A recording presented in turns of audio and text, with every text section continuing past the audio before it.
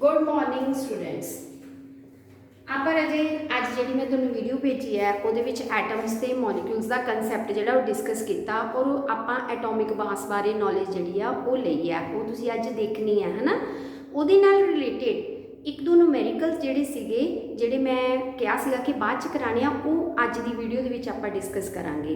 नाले तो topic revise हो जाएगा और नाल तुहानूं उहदे नाल रिलेटेड जिहड़े हैगे ना थोड़े न्यूमेरिकल्स पता लग जाणगे। सो आपां अजे डिस्कस कर रहे सीगे एटम्स ते मॉलिक्यूल्स के बारे। हुण एटम्स जिहड़े हुंदे आ एटम जिहड़ा हुंदा ना एलीमेंट दा आपां दस्सिआ कि छोटे तो छोटा पार्टिकल आ जिहनूं असीं जिहदी कल्ले दी होंद भी हो सकती जां नहीं भी हो सकती। फॉर एग्जाम्पल एटम्स आ गए हाइड्रोजन का एटम आ, ऑक्सीजन का एटम आ, नाइट्रोजन का एटम आ। हुण मॉलिक्यूल्स जो एटम्स कंबाइन कर लगे उदों की बनणगे मॉलिक्यूल्स बन जाएंगे।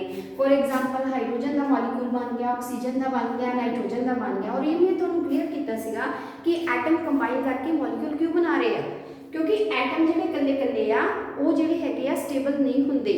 उन्हां दा जिहड़ा बनतर हैगी आ जिहड़ा उन्हां दा स्ट्रक्चर हैगा जिहदे विच अपने कोल सेंटर च न्यूक्लियस हुंदा और बाहर अपने कोल इलैक्ट्रॉन्स घूमदे आ। आह वाले शैल जिहड़े आ उन्हां दे कंप्लीट नहीं हैगे। ये शैल किन्ने नाल कंप्लीट हुंदे आ? पहला चक्कर जिहड़ा उहदे च वध तो वध अपने कोल 2 इलैक्ट्रॉन्स होने चाहिए आ, दूसरे च 8 होने चाहिए आ, तीसरे च 8 होने चाहिए आ, फिर 18 फिर 18 फिर 32। ये सीक्वेंस जिहदे कोल आ जांदा जिहड़े एटम्स दे कोल वो तो स्टेबल हो जाते हैं, पर जिन्हां दे कोल नहीं आंदा वो अनस्टेबल होंदे आ। फिर स्टेबल बनन दे लई उन्हां नूं कंबाइन करना पैंदा, फिर वो की बनांदे रहे मॉलिक्यूल्स बनांदे आ। सो ये कंसैप्ट आपां कर रहे सी। हुण अपने कोल अगला कंसैप्ट आया सी एटॉमिक मास का, जिहदे च मैं तुहानूं ये दस्सिआ कि एटम जिहड़ा हुंदा ना बहुत छोटा हुंदा। बहुत छोटा होने करके इहदा मास जिहड़ा बहुत घट हुंदा। घट दा मतलब ये आ कि नैगेटिव दे विच पावर्स आ जांदियां। जिद्दां मैं तुहानूं हाइड्रोजन दा मास भी दस रही सी कि आपां जे कैलकुलेट करिए लगभग 1.67 10⁻24 ग्राम्स के बराबर आंदा। हुण इन्ना घट जिहड़ा मास हैगा ना इनू कैलकुलेशनस यूज़ करना बड़ा डिफिकल्ट हो जाता। आपां इन्नियां नैगेटिव दे विच कैलकुलेशनस किद्दां करांगे, किद्दां आपां एटम दे मास नूं लवांगे। ये सारी प्रॉब्लम नूं सॉल्व करने दे लई असीं एक छोटा जिहा यूनिट तैयार कर लैंदे हां जिहनूं असीं बोलदे हां एटॉमिक मास यूनिट, जिहड़ा कि आपां अज जिहड़ी वीडियो उहदे विच सवेरे भेजी है उह भी डिस्कस किया है कि 1 एटॉमिक मास यूनिट है ना जिहड़ा 1 AMU ये बना के रख लो। ये वास्ते आपां सिलेक्ट किया होया कार्बन एटम नूं। ठीक है, कार्बन एटम का जिहड़ा मास हैगा उहनूं असीं यूज़ करांगे, उहदे अकॉर्डिंग फिर बाकियां दा मास जिहड़ा कैलकुलेट कर सकते हैं। पर पहला आपां 1 AMU बना के रख लेना। 1 AMU की हुंदा राजे किहड़ी क्वांटिटी है जिन्हों आपां 1 एटॉमिक मास यूनिट बनावांगे। इहदे च आपां मास ऑफ कार्बन एटम जिहड़ा हैगा उहनूं असीं डिवाइड करांगे 12 दे नाल, एक रकम बन जूगी जिन्हों असीं 1 एटॉमिक मास यूनिट का नाम देवांगे। और इस रकम का यह फायदा होगा भी जिहड़े भी एलीमेंट्स का मास नैगेटिव च आंदा होगा आपां उहनूं 1 एटॉमिक मास यूनिट दे नाल डिवाइड करके मास कड्डांगे तां पावर्स खत्म होके आपां सिंपल मास यूज़ कर सकते हैं। फॉर एग्जाम्पल इसकी वैल्यू जी अपने को तकरीबन ये निकल के आऊगी अपने को 1.66 10⁻24। हुण जदों आपां इहनूं इहदे नाल डिवाइड करांगे राजी इस यूनिट दे नाल, देखो हाइड्रोजन का मास कितना ईजी हो गया, ये पावर्स की हो गई कैंसल हो गई, वैल्यू भी तकरीबन कितने के बराबर आ गई 1 ग्राम। तो आपां नूं मास जिहड़ा हैगा 1 ग्राम के विच यूज़ करना की हो जाएगा ज़्यादा ईजी हो गया, बजाय इहदे कि आपां जिहड़ा वजन इन्ना घट पावर नैगेटिव दे विच यूज़ करांगे तो आपां कैलकुलेशन जिहड़ियां हैगियां अपनियां बहुत डिफिकल्ट हो जाणगियां, कह लो कि आप कैलकुलेट कर ही नहीं पावांगे। सो ये प्रॉब्लम सॉल्व करने आपां नूं यूनिट नूं हमेशा याद रखना पएगा कि 1 एटॉमिक मास यूनिट एक क्वांटिटी असीं लै लई है और वो क्वांटिटी दे नाल असीं किसी भी मास एटम के मास नूं डिवाइड करांगे तो एक सिंपल फॉर्म च मास आएगा जिन्हों आपां डायरैक्ट वैल्यू च यूज़ करांगे। ठीक है, फॉर एग्जाम्पल कार्बन का हुण असीं कितना यूज़ करते हैं रहे 12 ग्राम। ठीक है, ऑक्सीजन का कितना यूज़ करते हैं 16 ग्राम। सो इस तरीके नाल आपां मास इस तरह यूज़ करते हैं, ये आपां डिस्कस किया है। हुण मेरे हिसाब नाल तुहानूं इहदी क्लैरिटी हो गई होएगी। हुण असीं कुछ न्यूमेरिकल्स हैगे जो इहदे नाल रिलेटेड हैगे आ वो डिस्कस करन जा रहे हैं। वो जे फर्स्ट न्यूमेरिकल हैगा calculate the mass of 1.5 gram atoms of calcium. ਇਹਦੇ ਵਿੱਚ मैं ਤੁਹਾਨੂੰ नवी ਜਿਹੜੀ चीज़ दसनी है वो हैगी अपने कोल कि 1 ग्राम एटम्स से 1 ग्राम मॉलिक्यूल्स ਦੇ ਵਿੱਚ भी संबंध है, वो आप ਇੱਥੇ डिस्कस करते हैं। सो 1 ग्राम एटम्स ਜਿਹੜੇ ਹੈਗੇ आ 1 ग्राम एटम्स ये एक क्वांटिटी आ एटम्स की मात्रा आ 1 ग्राम एक क्वांटिटी आ जिस एटम्स पए हुए आ और ये एटम्स का मास जिहड़ा है ये किहदे बराबर निकलदा एटॉमिक एटॉमिक मास यानी 1 ग्राम एटम जे मैं कहां 1 ग्राम एटम्स ऑफ कार्बन ਇਹਦਾ मतलब 1 ग्राम एटम्स ऑफ कार्बन का ਜਿਹੜਾ मास है ਜਿਹੜਾ ਇਹਦਾ एटॉमिक मास है वो कितना होएगा 1 ग्राम एटम्स का वजन कितना होएगा 12 ग्राम। इसे तरीके दे नाल आपां मॉलिक्यूलर मास ਨੂੰ भी डिस्कस कर सकते हैं। सो ਜਿਹੜਾ मॉलिक्यूलर मास ਹੁੰਦਾ रजे ਉਹਨੂੰ एटॉमिक मास ਤੋਂ ਕੱਢਿਆ ਜਾ ਸਕਦਾ ਜਿੱਦਾਂ ਆਪਾਂ ਕੱਲ एग्जांपल्स ਨੇ ਤੁਹਾਨੂੰ ਕਰਾਈਆਂ CH4 ਆ है ना अगर आपको इस एटम का वजन पता है पता पर आप जोड़ करके आप मॉलिक्यूल का मास कट सकते हैं। ये मॉलिक्यूल आ क्योंकि ये दो या दो तो ज़्यादा एटम्स की है ज्वाइन कर गए हैं। सो मास ऑफ कार्बन कितना हो गया 12, हाइड्रोजन 4 है ना, एक का वजन 1 ग्राम होंगे तो 4 इहदा हो गया, ठीक है। सो इहदा टोटल मास कितना बन जाएगा अपने को 16 ग्राम। क्लीयर है। सो मॉलिक्यूलर मास को असीं इस तरह कैलकुलेट कर सकते हैं। सो ये चीज़ां अपने माइंड च रख के फिर आप न्यूमेरिकल जिहड़े वो सॉल्व कर सकते हैं। हुण मैं फर्स्ट न्यूमेरिकल तुहानूं करवाउण जा रही हाँ। फर्स्ट न्यूमेरिकल की स्टेटमेंट हैगी है calculate the mass of 1.5 gram atoms of calcium, atomic mass दिता है 40, यानी आपने मास वजह कैलकुलेट करना है mass of 1.5 gram atoms of calcium. ये रजे असी कैलकुलेट करना। एटॉमिक मास सानू दिता कैल्शियम का दैट इज 40। क्लीयर। हुण देखो कितनी ईजी चीज़ पूछी है इत्थे आपां नूं कि आपां ने कैल्शियम का 1.5 ग्राम एटम्स का मास कट के दसना है। हुण जदों तक सानू 1 ग्राम एटम का नहीं पता लगता असीं 1.5 ग्राम का नहीं कैलकुलेट कर सकते। सो इहदा मतलब जदों असीं 1 ग्राम एटम्स के नाल संबंध बना लेंगे एटॉमिक मास का तो असी ईजली इनू कढ़ सकांगे। हुण मैं तुहाडे सामने इनू दसूंगी कि आपां किद्दां कैलकुलेट कर सकते हैं। हुण मैं बोलिया आंसर किया mass of 1 gram atoms of calcium is equal to 40 होया। क्लीयर। ये मैं रिलेशन तुहानूं दस्सिया 1 ग्राम एटम जिहड़ी क्वांटिटी हैगी आ उहदा मास एटॉमिक मास ते की हुंदा रजे बराबर हुंदा 40 ग्राम होएगा, 40 होएगा। हुण असीं किन्ने दा कैलकुलेट करना चाहते हैं mass of 1.5 gram atoms of calcium. ये कितना निकलेगा राजे 40 नूं आपां किन्ने नाल गुणा कर देंगे 1.5 तो तुहाडा आंसर जिहड़ा हैगा बिल्कुल करैक्ट आ जाएगा। ये आंसर तुहाडा 60 ग्राम आ जाएगा। क्लीयर जी। सो आ संबंध आपां नूं नहीं भुलना राजे 1 ग्राम एटम्स का ये एटॉमिक मास के बराबर होंदा 1 का। अगर 1 का पता लग गया तो 1.5 का कढ़ना जो डिफिकल्ट नहीं होएगा वो डायरैक्ट इसकी कैलकुलेशन कर सकते हैं।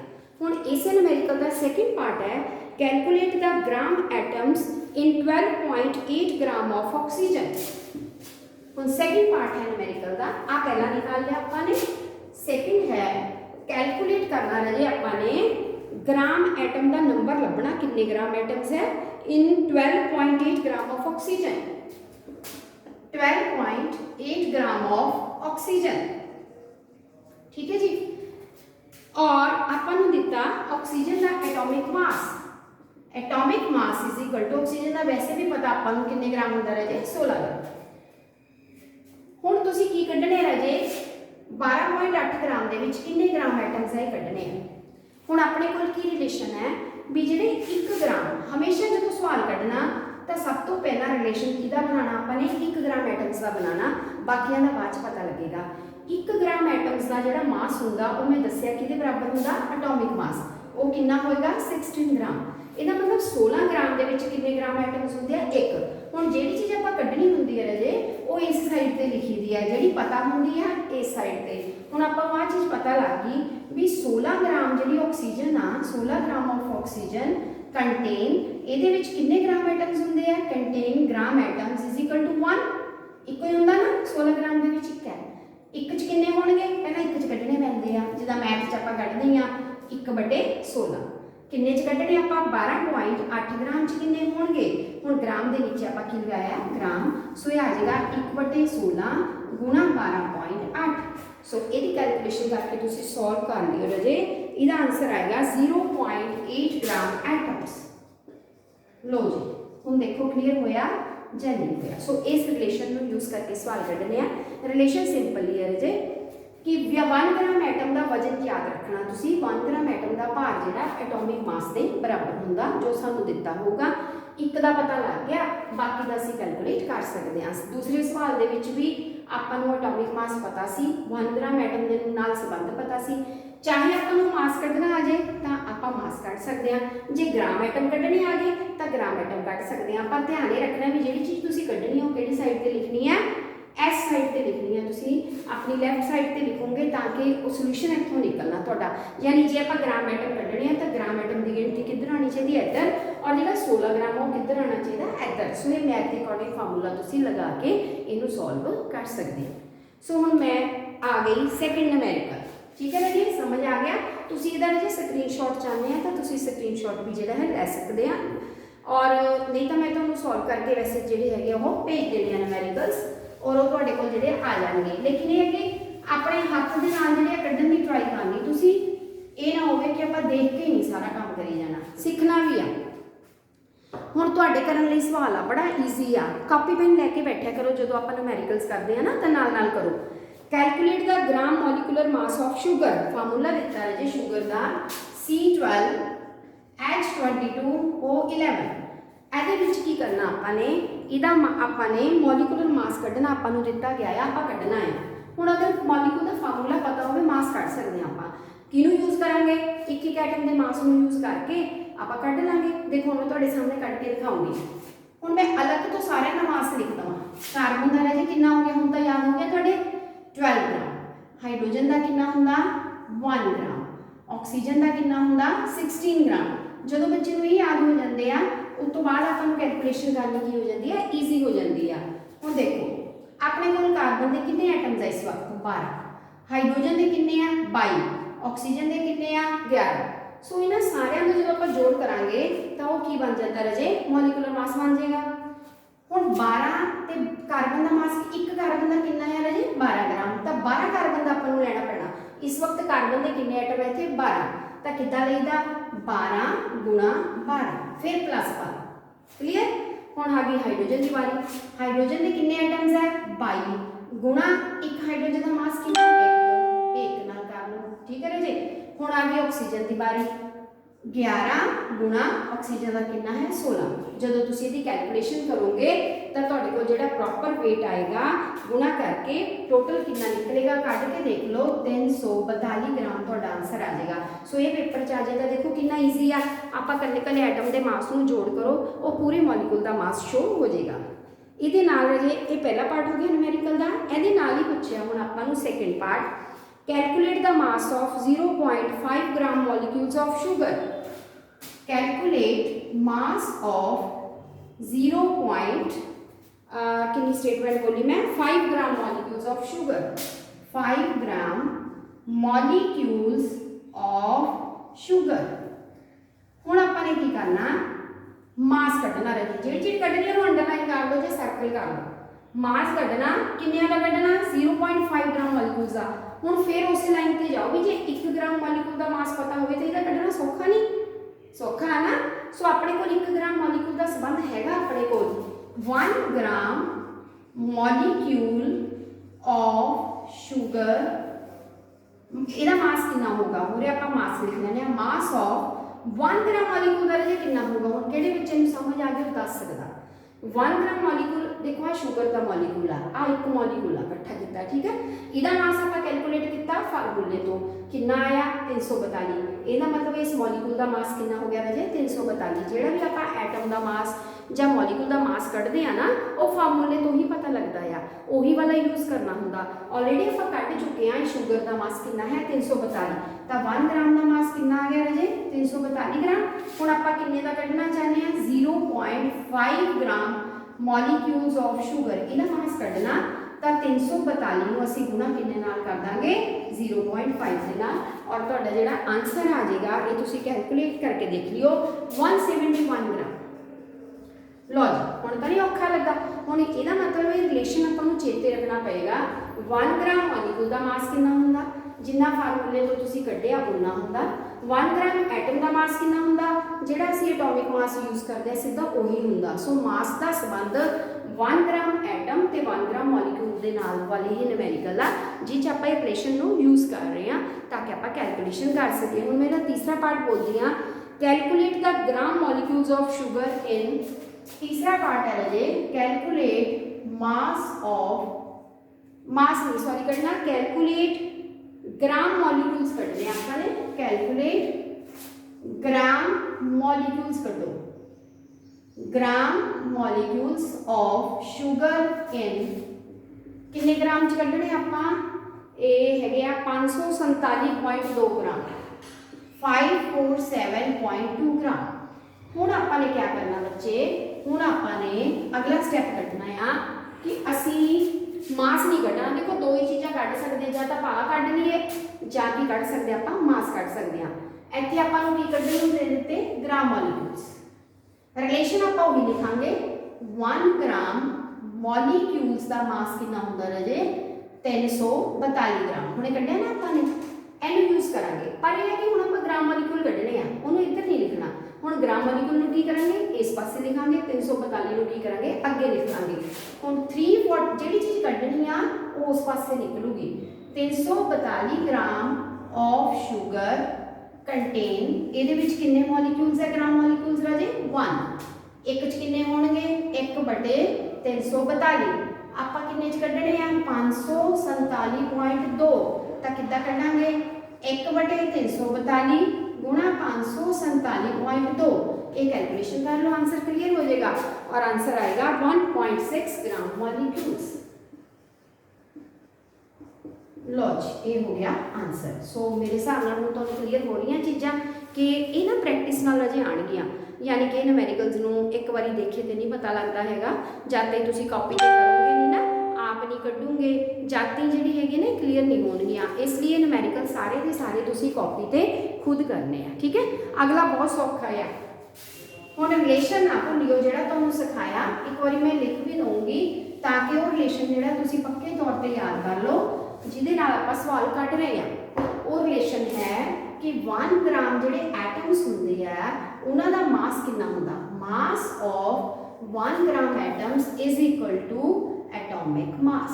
एक तो ये फार्मूला यूज करोगे एक आपां ये यूज किया कि मास ऑफ 1 ग्राम मॉलिक्यूल्स का कितना हुंदा that is equal to molecular मास।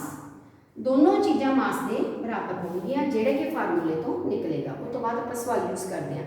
हुण नैक्सट क्वेश्चन बहुत ईजी है calculate the molecular mass of glucose का आ गया। ग्लूकोज का फार्मूला है राजे C6H12O6 तुसीं सीधा भी कट सकते हैं लेकिन रकम दे विच तुहानूं वैल्यू दी हुई है एग्जैक्ट।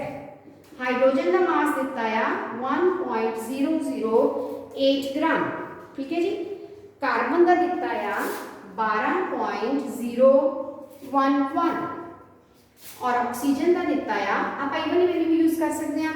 जे आप सिंपल लेनी है फिर आप सिंपल जी यदा मास एक लेदा यदा 12 यदा 16 लैके भी सवाल कर सकते हैं। और ध्यान रखियो इन्हों के मास के पीछे लिखा होंगे AMU ग्राम भी हो सकता AMU भी हो सकता। दस सकते हो AMU क्यों आ क्योंकि इन्हों असी इन्हों के डायरैक्ट मास नहीं यूज कर रहे क्योंकि मैं तुहानूं दस्सिया सी हाइड्रोजन एटम्स का मास बहुत घट होंदा नेगेटिव पावर च होंदा आपां नहीं यूज कर सकते कैलकुलेशन। ये हुण असीं सारे किहदी हेल्प नाल कढे हुए आ AMU एटॉमिक मास यूनिट। आपां मास नूं एटॉमिक मास यूनिट की जिहड़ी रकम सी उन्होंने डिवाइड करता उस तो बाद ही मास आ गया ये सिंपल आ गए पावर खत्म हो गई है वो आपां यूज कर रहे हैं क्लीयर।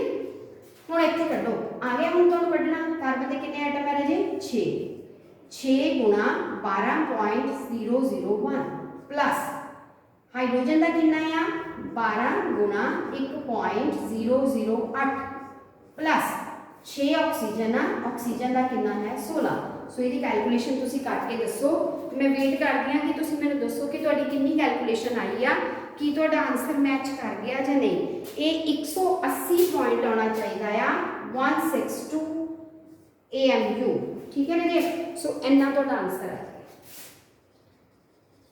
सो ये सिंपल अपने जोड़ करके जे अपन नाम नहीं दिता हो फिर सिंपल ले लो कार्बन का 12 हाइड्रोजन का 1 ऑक्सीजन का 16 पर यह गल हमेशा अपने दिमाग च रखनी भी जी 12 16 या एक वैल्यू असी यूज की इन्हों का असली मास नहीं हैगा।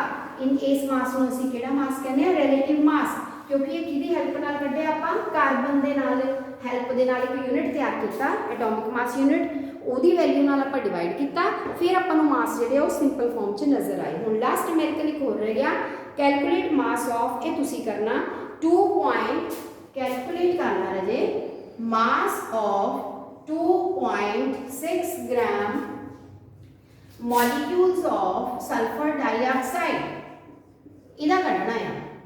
ਲੋ ਜੀ ਹੁਣ ਸਭ ਤੋਂ ਪਹਿਲਾਂ ਨਾ ਜਦੋਂ ਆ ਦਿੱਤਾ ਹੋਵੇ ਤਾਂ ਕੋਸ਼ਿਸ਼ ਕਰੋ ਵੀ ਆਪਾਂ ਇਹਦਾ ਮਾਸ ਕੱਢ ਕੇ ਰੱਖ ਲਈਏ, ਕਿਉਂਕਿ ਉਹਦਾ ਸੰਬੰਧ ਹੀ ਆਪਣਾ 1 ਗ੍ਰਾਮ ਮੋਲੀਕੂਲ ਨਾਲ ਹੋਊਗਾ। ਲਾਈਨ ਤਾਂ ਆਪਾਂ ਨੂੰ ਉੱਥੇ ਸਟਾਰਟ ਕਰਨੀ ਪੈਣੀ, ਤਾਂ ਇਹਦਾ ਮਾਸ ਆਪਾਂ ਕੱਢ ਕੇ ਰੱਖ ਲਈਏ। ਇਹਦਾ ਮਾਸ ਮੋਲੀਕੂਲ ਦਾ ਕਿੰਨਾ ਨਿਕਲੂਗਾ? ਹੁਣ ਮੈਂ ਸਲਫਰ ਦਾ ਲਿਖ ਦਿੰਦੀ, ਤੁਹਾਨੂੰ 32 ਯੂਜ਼ ਕਰੀਦਾ, ਆਕਸੀਜਨ ਦਾ ਕਿੰਨਾ 16। ਸੋ 32 ਪਲੱਸ 2 ਗੁਣਾ 16 ਦੁਬਾਰਾ ਕੀ ਆ ਗਿਆ ਰਾਜੇ 32, 64 ਗ੍ਰਾਮ ਤੁਸੀਂ ਇਹ ਯੂਜ਼ ਕਰੋਗੇ ਇਹਦਾ ਮਾਸ।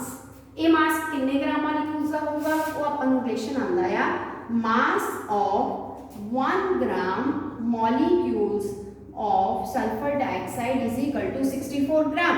ਇੱਕ ਦਾ ਪਤਾ ਲੱਗ ਗਿਆ, ਕਿੰਨੇ ਦਾ ਕਰ ਦੇਣਾ ਰਾਜੇ 2.6 ਦਾ, ਤਾਂ 64 ਨੂੰ ਕਿੰਨੇ ਨਾਲ ਮਲਟੀਪਲਾਈ ਕਰ ਦੋ 2.6 ਨਾਲ। ਆਨਸਰ ਕਲੀਅਰ ਹੈ। ਸੋ ਇੱਕ ਦਾ ਜੇ ਪਤਾ ਲੱਗ ਜੇ ਉਸ ਤੋਂ ਬਾਅਦ ਆਪਾਂ ਦੂਸਰੇ ਦਾ ਆਨਸਰ ਹੈ ਜਿਹੜਾ ਹੈ ਈਜ਼ੀਲੀ ਕੈਲਕੂਲੇਟ ਕਰ ਸਕਦੇ ਹਾਂ, ਔਰ ਇਹ ਤੁਹਾਡਾ ਆਨਸਰ ਆ ਜਾਏਗਾ 166.4 ਗ੍ਰਾਮ, 166.4 ਗ੍ਰਾਮ। ਕਲੀਅਰ। ਹੁਣ ਇਹਦਾ ਸੈਕਿੰਡ ਪਾਰਟ ਵੀ ਦੇਖ ਲਓ। ਸੈਕਿੰਡ ਪਾਰਟ ਹੈਗਾ calculate the number of gram molecules. ਹੁਣ ਕੈਲਕੂਲੇਟ ਕਰਨੇ ਆ ਨੰਬਰ ਆਫ ਗ੍ਰਾਮ ਮੋਲੀਕਿਊਲਸ। ਇਹਦੀ ਗਿਣਤੀ ਕੱਢਾਂਗੇ ਆਪਾਂ। ਕਾਹਦੇ ਚ ਕੱਢਣੀ ਆ? ਆਫ ਵਾਟਰ, ਪਾਣੀ ਦੇ। ਆਫ ਵਾਟਰ ਇਨ ਕਿੰਨੇ ਚ ਕੱਢਣੀ ਆ? ਇਹ ਹੈਗਾ ਆਪਣੇ ਕੋਲ 576 ਗ੍ਰਾਮ ਪਾਣੀ, 567 ਗ੍ਰਾਮ ਆਫ ਵਾਟਰ ਇਹ ਚ ਕੱਢਣੀ ਆ। ਕਿੱਦਾਂ ਕੱਢਾਂਗੇ? ਉਹੀ ਚੀਜ਼ ਯੂਜ਼ ਕਰਾਂਗੇ। ਹੁਣ ਵਾਟਰ ਆ ਗਿਆ ਨਾ, ਵਾਟਰ ਦਾ ਫਾਰਮੂਲਾ ਨਹੀਂ ਵੀ ਦਿੱਤਾ ਆਪੇ ਲਾ ਲਓ, ਔਰ ਇਹਦਾ ਮਾਸ ਕੱਢ ਕੇ ਰੱਖ ਲਓ। 2 ਜਮਾ 16 ਕਿੰਨਾ ਬਣ ਗਿਆ ਰਾਜੇ 18 ਗ੍ਰਾਮ। ਹੁਣ ਇਹ 18 ਗ੍ਰਾਮ ਮਾਸ ਕਿੰਨੇ ਗ੍ਰਾਮ ਮੋਲੀਕੂਲਸ ਹੋਊਗਾ? ਬਸ ਇਹ ਪਤਾ ਹੋਣਾ ਚਾਹੀਦਾ ਹੈ ਇੱਕ ਦਾ। So mass of 1 gram molecules of water ਕਿੰਨਾ ਰਾਜੇ 18 ਗ੍ਰਾਮ। ਠੀਕ ਹੈ। ਪਰ ਇਹ ਹੈ ਕਿ ਅਸੀਂ ਗ੍ਰਾਮ ਵਾਲੀ ਚੀਜ਼ ਨਹੀਂ ਕੱਢਣੀ, ਅਸੀਂ ਰਾਜੇ ਕੀ ਕੱਢਣੇ ਆ? Number of gram molecules. ਦਾ ਗ੍ਰਾਮ ਮੋਲੀਕੂਲ ਕਿੱਧਰ ਲਿਖਣੇ ਆ? ਉਧਰ। 18 ਗ੍ਰਾਮ ਕਿੱਧਰ ਕਰ ਲਓ? ਇੱਧਰ ਕਰ ਲਓ। 18 ਗ੍ਰਾਮ ਵਾਟਰ ਦੇ ਵਿੱਚ ਨੰਬਰ ਆਫ ਮੋਲੀਕਿਊਲਸ ਕਿੰਨੇ ਆ? 1। ਇੱਕ ਚ ਕਿੰਨਾ ਹੋਊਗਾ? 1/18। ਆਪਾਂ ਕਿੰਨੇ ਚ ਕੱਢਣੇ ਆ? 576 ਦੇ ਵਿੱਚ 576 ਕਿੰਨਾ ਆ ਗਿਆ ਰਾਜੇ 576। ਚਲੋ ਇਹਦਾ ਆਨਸਰ ਕੈਲਕੂਲੇਟ ਕਰੋ, ਔਰ ਇਹ ਤੁਹਾਡਾ ਨਿਕਲ ਕੇ ਆਊਗਾ 32। ਲਓ ਜੀ ਹੁਣ ਦੇਖੋ ਵੀ ਚੀਜ਼ਾਂ ਕਲੀਅਰ ਹੋਈਆਂ ਜਾਂ ਨਹੀਂ ਹੋਈਆਂ। ਇੱਥੇ ਅਸੀਂ ਕੀ ਯੂਜ਼ ਕਰ ਰਹੇ ਹਾਂ ਰਾਜੇ? ਇੱਕ ਤਾਂ ਅਸੀਂ ਫਾਰਮੂਲੇ ਤੋਂ ਮਾਸ ਯੂਜ਼ ਕਰ ਰਹੇ ਹਾਂ। ਦੇਖੋ ਇਹ ਮੋਲੀਕੂਲ ਆ, ਇਹਦੇ ਮਾਸ ਦਾ ਨਾਂ ਰੱਖ ਲਓ ਮੋਲੀਕੂਲਰ ਮਾਸ। ਜਿਹੜਾ ਇਕੱਲੇ ਐਟਮ ਦਾ ਹੁੰਦਾ, ਜਿੱਦਾਂ ਕੈਲਸ਼ੀਅਮ ਦਾ ਸੀ ਇਕੱਲੇ ਦਾ 40, ਉਹ ਕੀ ਬਣ ਗਿਆ ਐਟੋਮਿਕ ਮਾਸ। ਪਰ ਇਹ ਮਾਸ ਕਿੰਨੀਆਂ ਚੀਜ਼ ਦਾ ਹੁੰਦਾ ਇਹ ਯਾਦ ਰੱਖੋ। ਇਹ ਮਾਸ ਜੇ ਤਾਂ ਐਟਮ 'ਚ ਹੈ ਤਾਂ 1 ਗ੍ਰਾਮ ਐਟਮਸ ਦਾ ਮਾਸ ਹੋਊਗਾ, ਜੇ ਮੋਲੀਕਿਊਲ ਆ ਤਾਂ ਇਹ 1 ਗ੍ਰਾਮ ਮੋਲੀਕਿਊਲਸ ਦਾ ਮਾਸ ਹੋਏਗਾ, ਜਿਹੜਾ ਅਸੀਂ ਫਾਰਮੂਲੇ ਤੋਂ ਪਟਾਂਗੇ ਜਾਂ ਸਾਨੂੰ ਦਿੱਤਾ ਹੋਏਗਾ। ਉਸ ਤੋਂ ਬਾਅਦ ਅਸੀਂ ਅਗਲੀ ਜਿਹੜੀ ਹੈ ਕੈਲਕੂਲੇਸ਼ਨ ਈਜ਼ੀਲੀ ਕਰ ਸਕਦੇ ਹਾਂ। ਸੋ ਮੈਨੂੰ ਉਮੀਦ ਆ ਕਿ ਤੁਹਾਨੂੰ ਇਹ ਨਿਊਮੈਰੀਕਲਸ ਔਰ ਇਹ ਟੌਪਿਕ ਕਲੀਅਰ ਹੋਇਆ ਹੋਵੇਗਾ। ਇਹਦਾ ਰਿਸਪੌਂਸ ਮੈਨੂੰ ਜ਼ਰੂਰ ਸੈਂਡ ਕਰਿਓ ਕਿ ਨਿਊਮੈਰੀਕਲਸ ਦੇ ਵਿੱਚ ਤੁਹਾਨੂੰ ਕੱਢਣ ਤੇ ਹੁਣ ਤੁਸੀਂ ਖੁਦ ਕਰਕੇ ਦੇਖਣੇ ਆ, ਪ੍ਰੈਕਟਿਸ ਕਰਨੀ ਆ। ਜੇ ਤੁਹਾਨੂੰ ਫਿਰ ਵੀ ਕੋਈ ਪ੍ਰੋਬਲਮ ਆਉਂਦੀ ਲੱਗੀ ਰਹੇ ਉਹ ਨਿਊਮੈਰੀਕਲ ਆਪਾਂ ਦੁਬਾਰਾ ਡਿਸਕਸ ਕਰ ਲਾਂਗੇ, ਪਰ ਮੇਨ ਗੱਲ ਇੱਕੋ ਹੀ ਸਮਝਣੀ ਹੈ ਤੁਸੀਂ ਆਹ ਰਿਲੇਸ਼ਨ ਯਾਦ ਰੱਖਣਾ। 1 ਗ੍ਰਾਮ ਐਟਮਸ ਦਾ ਜਿਹੜਾ ਮਾਸ ਹੁੰਦਾ ਰਾਜੇ ਇਹ ਬਰਾਬਰ ਹੁੰਦਾ ਐਟੋਮਿਕ ਮਾਸ। ਇਸੇ ਤਰ੍ਹਾਂ 1 ਗ੍ਰਾਮ ਮੋਲੀਕਿਊਲਸ ਦਾ ਜਿਹੜਾ ਰਾਜੇ ਮਾਸ ਆ ਇਹ ਬਰਾਬਰ ਹੋਊਗਾ ਮੋਲੀਕੂਲਰ ਮਾਸ। ਬਸ ਅਗਰ ਇਹ ਸਮਝ ਆ ਜਾਏ ਫਿਰ ਉਸ ਤੋਂ ਬਾਅਦ ਆਪਾਂ ਅਗਲੀ ਸਟੇਟਮੈਂਟ ਈਜ਼ੀਲੀ ਕੱਢ ਸਕਦੇ। ਕਿਸੇ 'ਚ ਆਪਾਂ ਇਹ ਕੱਢਣੇ ਹੁੰਦੇ ਆ, ਕਿਸੇ 'ਚ ਆਪਾਂ ਮਾਸ ਕੱਢਣਾ ਹੁੰਦਾ। ਜੇ ਮਾਸ ਕੱਢਣਾ ਫਿਰ ਇਹਨੂੰ ਇੱਧਰ ਲਿਖਿਆ ਰਹਿਣ ਦਿਓ, ਜੇ ਗ੍ਰਾਮ ਐਟਮ ਕੱਢਣੇ ਜਾਂ ਮੋਲੀਕੂਲ ਫਿਰ ਮਾਸ ਇੱਧਰ ਲਿਖ ਲਓ, ਐਟਮਸ ਉੱਧਰ ਲਿਖ ਲਓ। ਬਸ ਇੰਨੇ ਕੁ ਫਾਰਮੂਲੇ ਦੇ ਨਾਲ ਆਪਾਂ ਸਵਾਲ ਜਿਹੜੇ ਆ ਮੈਂ ਕੱਢੇ ਆ, ਔਰ ਮੈਨੂੰ ਉਮੀਦ ਹੈ ਕਿ ਤੁਹਾਨੂੰ ਵੀ ਇਹ ਕਲੀਅਰ ਹੋ ਜਾਣਗੇ। ਸੋ ਪਲੀਜ਼ ਇਹਦਾ ਜਿਹੜਾ ਹੈਗਾ ਨਾ ਤੁਸੀਂ ਸਕਰੀਨਸ਼ਾਟ ਵੀ ਲੈ ਸਕਦੇ ਆ, ਔਰ ਇਹ ਮੈਂ ਤੁਹਾਨੂੰ ਸੈਂਡ ਵੀ ਕਰ ਦਿੰਦੇ ਆ। ਸੋ ਇਹਦਾ ਰਿਸਪੌਂਸ ਤੁਸੀਂ ਮੈਨੂੰ ਭੇਜ ਦਿਓ। ਓਕੇ ਰਾਜੇ, ਆਲ ਦੀ ਬੈਸਟ।